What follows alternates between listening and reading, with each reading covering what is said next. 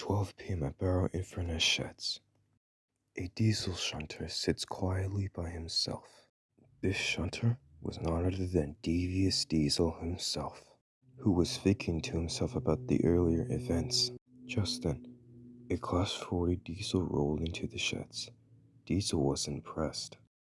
The newcomer perked up. The Diesel's eyes narrowed. Diesel was confused, until at last the Diesel's eyes widened in shock. Diesel just glared silently. He was impressed that another Diesel recognized him, but to his surprise, the mood instantly changed. And with that, the Diesel purred off in the direction of the station. This left Diesel thinking long and hard. The mood didn't change weeks later. The driver was concerned. Diesel found it best to explain. The driver nodded. Diesel took a deep breath. Driver's face suddenly fell. Diesel's face fell. It was all too terrible. Diesel sighed a loud, long, angsty sigh, and he scudded off. He didn't want to see the soda engines just then. When he arrived, the engines felt the same way. Along the way, some of the engines glared crossly at him. Some, like Jameson Corn, just gave a furious look as he passed by. Presently, he arrived at Groven's gate.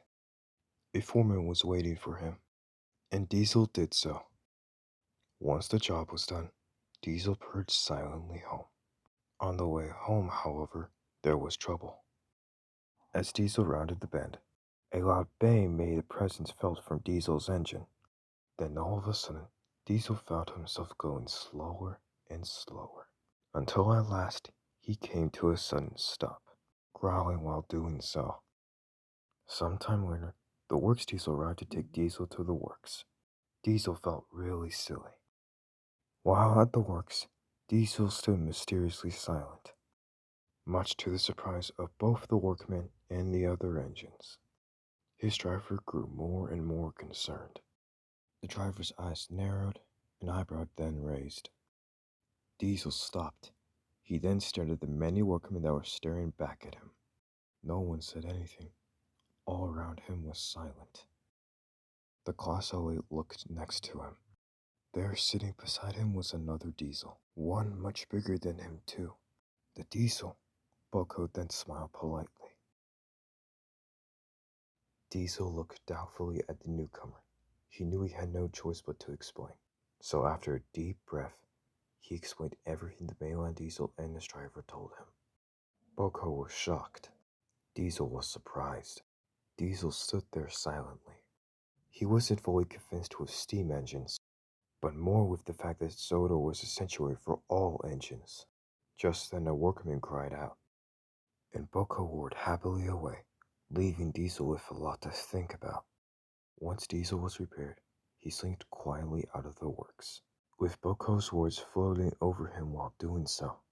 After such a long time of diminishing steam engines as scrap, his eyes were finally opened that diesels and steam engines aren't so different after all. Meanwhile, up the line, Bucko pulled into Narrator station to start his next job. As he pulled in, however, he saw Sir Topham Hatt pondering on the platform. Curiosity struck the Mitrovic. Bucko thought for a moment. He then remembered what Diesel had told him. Sir Topham Hatt paused for a moment. Bucko thought to himself. Back on the mainland, poor Diesel was sitting quietly by himself. He was just about to roll back into the sheds when Bucko pulled into the station. Diesel perked up. This made Diesel very puzzled. Diesel was puzzled, but not for long. All of a sudden, Bucko's cab door opened, and out stepped Sir Topham Hatt himself. Diesel was surprised. Sir Topham Hatt pondered. Diesel gave a perplexed look. Sir Topham Hatt smiled. Diesel grinned slyly. Sir Topham Hatt was good as his word. A few days later, he succeeded at purchasing Diesel with ease. Diesel was pleased he was getting another chance, and Duck watched as Diesel left the shunting yard in his own oily way.